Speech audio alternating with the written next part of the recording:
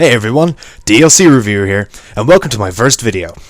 Today I'm going to be talking about Gage Weapon Pack 1 for Payday 2, and whether or not you should buy it. Gage Weapon Pack 1 brings you 3 weapons and 4 masks. The 3 weapons being the Heavy Eagle Rifle, the Spec Ops Submachine Gun, and the signature .40 pistol. The Gage Weapon Pack 1 also brings probably the second best throwable in the game, the grenade, with the masks being Arnold, Chuck, Dolph, and John Cloud. First we will start with the Eagle Heavy Rifle. The Eagle Heavy Rifle is a pretty slow to fire weapon, but it is pretty accurate and deals a good bit of damage. Its base magazine is 20, with total ammo being 100, rate of fire being 612, with damage of 81, accuracy 72, stability of 44, concealment of 8, and threat of 22. The Eagle Heavy Rifle supports a ton of attachments, such as 2 barrels, 10 extensions, 4 boosts, with conceal, stability, accuracy, and team boost, 2 customs, 1 foregrip, 5 gadgets, 3 grips, 12 sights, and 1 stock. I find that the Eagle Heavy Rifle is usually best against faraway enemies and close-up bulldozers. It can be used against tasers in a most efficient way,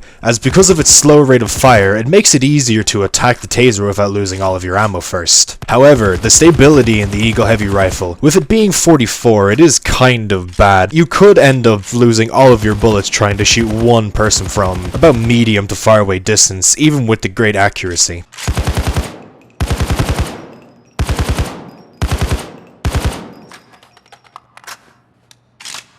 Next we shall look at the Spec Ops Submachine Gun. The Spec Ops Submachine Gun has a base magazine of 20, total ammo of 160, rate of fire of 952, damage of 40, accuracy of 64, stability of 68, 23 concealment, and 8 threat. The Spec Ops Submachine Gun also supports a plethora of barrel extensions, the same 4 boosts, 2 customs again, gadgets, magazines, 12 sights, and 1 stock. Although its stability and accuracy are pretty close to each other, it's the accuracy that ultimately drops it off. Its rate of fire makes it great for close quarters, and you could possibly kill people from about medium range. But unfortunately, when it comes to long range, you're pretty much just going to be pissing in the air with this gun. There's no point. The Spec Ops Submachine Gun pretty much brings out the entire point of just spraying to kill, not actually aiming for the head or anything unless your enemy is close to you. It is a good weapon to take out with bulldozers though because of its rate of fire of 952. Just throw a grenade at them and then go to town. Take off their visor and they're down in 5 seconds flat. It has an abnormally higher total ammo than most of the other weapons in the game, getting up to about 200 total ammo if you have the right skills in your skill tree. Its stability is better than the Heavy Eagle Rifle, but that doesn't always mean it's better.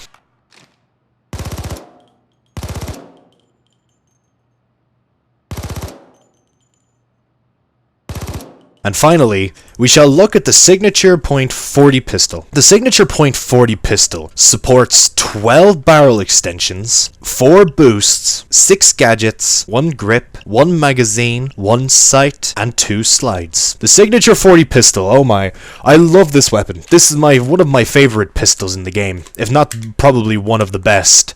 It could pretty much be up there with the Leo pistol or the Bronco, but the Bronco and the Leo may be better in terms of damage and just overall output. Before any of the other DLCs were released at the time, the Signature 40 was probably one of the best pistols. Nowadays, you see people running around using the Bronco and the Leo, but I will always use the Signature 40 just because of the old nostalgic effect. Whereas the Bronco and the Leo pistol would definitely give more output. I don't know what it is. There's just something about the Signature 40 that just kind of rings with me. I think it might be... I don't know, actually. I can't really think of a good... To be honest, I can't actually think of a good reason why. It's just, there's something about it that I just prefer. The Signature 40 pistol has a base magazine of 12, total ammo of 84, a rate of fire of 667, damage of 65, accuracy of 68, stability of 52, concealment of 29, and threat of 9. So it has very high concealment, its accuracy is pretty good, its stability is a little bit better than the Heavy Eagle Rifle, and just in general it is a pretty good pistol. Like, if you compared it to any of the other pistols that were around at the time of Gage Weapon Pack 1, the rest of them weren't as good as this. The only problem with the signature is that if you take it over the Spec Ops Submachine Gun, you're going to have a little bit more of a tough time taking down bulldozers with it. Even after throwing a grenade at them, it could still take quite a while to kill them if you're not a good shot. Like me. I'm a terrible, terrible shot. Although it may lack in dozer killing power, it definitely makes up with it for its accuracy of 68. While that may not seem like a lot of accuracy, you can take out snipers from super far distances with it.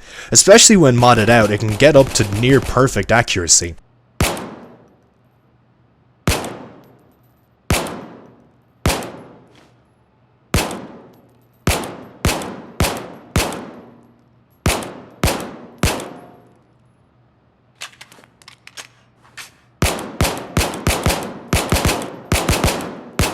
And now I will show a montage of each of the weapons in action on Jewelry Store. Please note that the reason why I play on hard mode instead of on, say, overkill, is because I prefer to just kind of show the weapons off, you know, I kind of show them in action, instead of having to be a tryhard. Please enjoy these next few minutes of me killing everything, taking the bags, and also almost getting killed by a bulldozer, which would have been very, very, very, bad for me. Please stay put until the end of the montage, as I will be giving my final verdict on whether or not you should buy this. So, I'll see you in a couple of minutes. Okay, time for a jewelry hit. We need at least 6 bags. That could prove a challenge, but you guys can do it.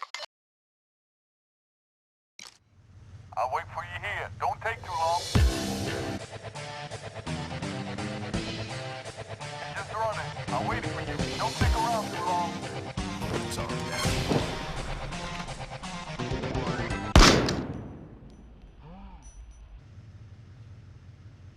Everybody get to the display case.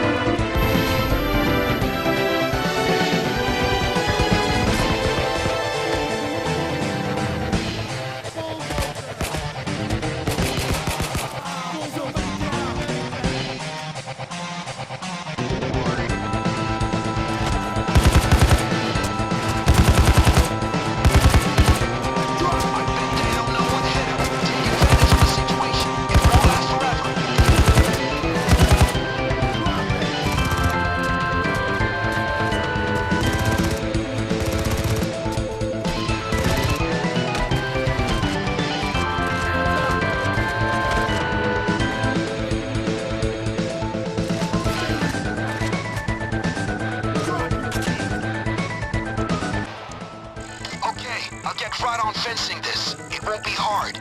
This is the perfect kind of merchandise. Nice work.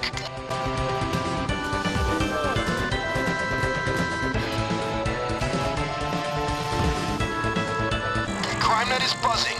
You guys pulled off a nice little upset here. You got this. Incoming, assholes! Grenade away!